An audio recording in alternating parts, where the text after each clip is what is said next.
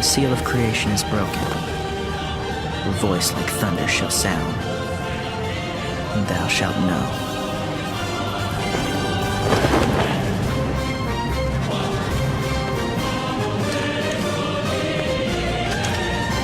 We have arrived. Originally released in Japan for the PlayStation Portable back in 2011, Final Fantasy Type 0 finally makes its way stateside after a long wait. Though it won't be gracing a portable platform like most anticipated, this HD update arrives exclusively on the PlayStation 4 and Xbox One. Final Fantasy Type 0 HD boasts enhanced visuals and musical arrangements, but questions persist about the quality of the so-called HD effort, given the game started out as a portable game.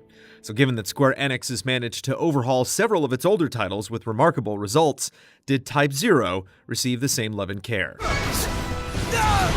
While the new character models look fantastic and are clearly the primary beneficiary of the visual update, other assets seem to have been overlooked.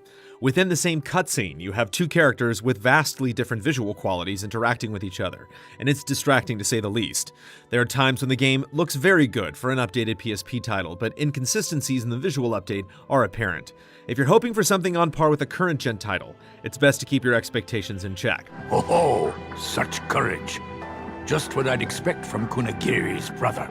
On the flip side, the updated soundtrack is phenomenal. The game's primary battle theme is spectacular and fits the frantic nature of the game's fast-paced action, while others are perfectly suited for their respective scenes. Some tracks are a bit on the short side, but it's definitely a case of quality over quantity. Several of the tunes greatly benefit from the newly added vocals that elevate them well above the originals, delivering an impressive score with a theme that's been in our heads for days. That's too hard. Moglin's good enough. Good enough? Set within a world ruled by 4 nations, Final Fantasy Type 0 gives you control of the famous Class 0, an elite group of high school cadets who are the best in the field of combat. Under the guidance of their commanding officer, the squad becomes an integral part of the fight when a neighboring country invades the kingdom and plunges the world into war. Themes like betrayal, death, sacrifice, and loyalty all come to the forefront in this wartime story. But while it's an intriguing tale, its impact is hampered by awkward dialogue delivery and gaps in both plot and character development. One day, historians may refer to this as Tempus Finis. Nonsense. This is not the beginning of the end. There are several examples of why the narrative structure suffers, including bizarre edits during cutscenes, questionable dialogue, and poor voice work. Too often, Type 0's writing focuses on saying and not showing, frequently asking players to accept large leaps in logic because a character tells you to. The story doesn't do enough to earn that level of trust, leaving you full of questions and doubt from beginning to end. Oh, come on, don't get all uptight. The key issue is that Type 0 hedges all its bets on convincing you to play through the game a second time. The initial playthrough will leave most players confused at many plot points because things aren't adequately explained the first time around. Instead, these holes are filled with new cutscenes and optional sequences during a second playthrough. If a story isn't good enough to stand on its own for 25 to 30 hours, there's no way it's going to draw many people back in for seconds. It's a tall order, though the payoff is worth it for those who stick it out, especially the shocker of an ending you get on the first playthrough. That's about enough. Next! While the story has its flaws, the combat and missions you undertake in Type 0 do a fine job of compensating. Final Fantasy Type 0 is broken up into 8 chapters, though the initial chapters serve as lengthy tutorials to ease newcomers into the game. As a member of Class 0, you're expected to undertake important missions during each chapter, which move things forward, but you're also given freedom in between these missions to do as you please. Machina. Take it easy now. Yeah.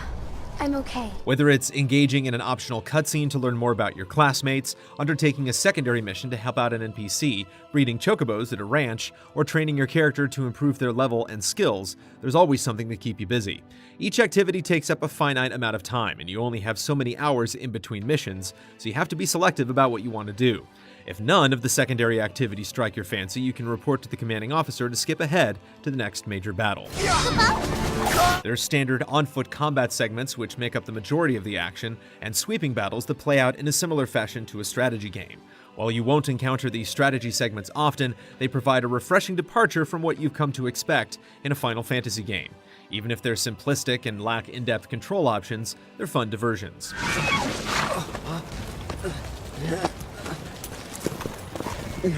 G-Train!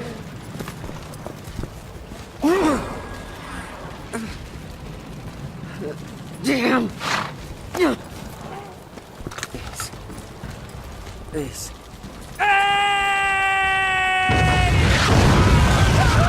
The on-foot missions let you take a party of up to 3 active members into combat against enemy troops, mechs, and random monsters in small combat environments that are stitched together to form larger areas. You move around in real time, executing various attacks, casting spells, and dodging your foes' advances. It's far more action-heavy than any previous Final Fantasy game, and the combat's brisk pace will keep you on your toes. Primary missions are simple enough with their linear nature and straightforward objectives, but occasionally there are forks in the road where you have some freedom in how you proceed. Some open small quests like draining a sewer or collecting an ID tag to access a computer in order to advance, but you won't encounter anything resembling a puzzle. Special orders can easily spice up any encounter. These challenges must be completed within a time limit, otherwise your active party leader will perish. However, while undertaking the special order, you can be granted temporary bonuses, and if you complete the objective, you'll be rewarded for your troubles. If you'd rather not be bothered by these messages, you can disable them at any time between missions. I'm so sorry. I'm late. You're never late, Remsky. Did you oversleep? While you have a party of up to 3 members with you in a mission, you can only directly control the party leader. You can switch out between your active party members at any time, and should one fall in combat, you can bring up a reserve to fill their place.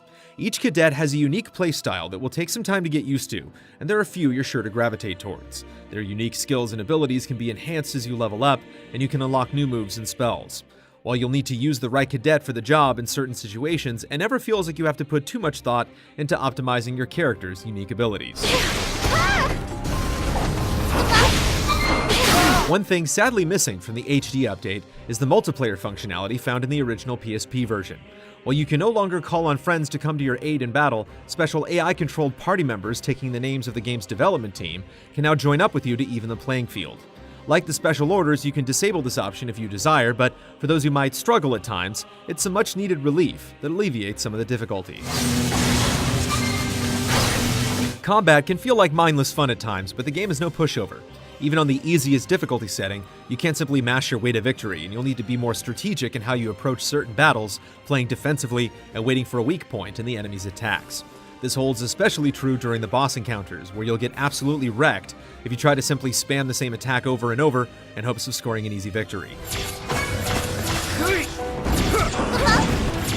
Type 0's battles, while not quite at the level of a character action game, are on a much faster level than anything seen before in the series, and it's certainly a welcome change. There are still problems, however. The lock-on mechanic has issues when it's stuck on a fallen enemy and you're in the process of harvesting their energy, a mechanic that lets you replenish your health and mana while obtaining a type of energy that can be used later to upgrade your spells. Type 0's camera work is far from optimal too, especially when it looks like you're in a drunken haze while riding a merry-go-round. It's noticeable enough that it can become a distraction. Final Fantasy Type 0's HD qualification might be questionable, but don't be quick to dismiss the game itself. While it has its flaws, most notably its story and its need for you to play it twice, Type 0 is a radically different style of Final Fantasy. It strives to go in a different direction than its predecessors, while not completely abandoning the series' rich legacy. Though it's clear Type 0 doesn't completely shed its portable origins, it offers more than enough to stand toe-to-toe with its other console counterparts. It's a good action-packed RPG that does the Final Fantasy name justice.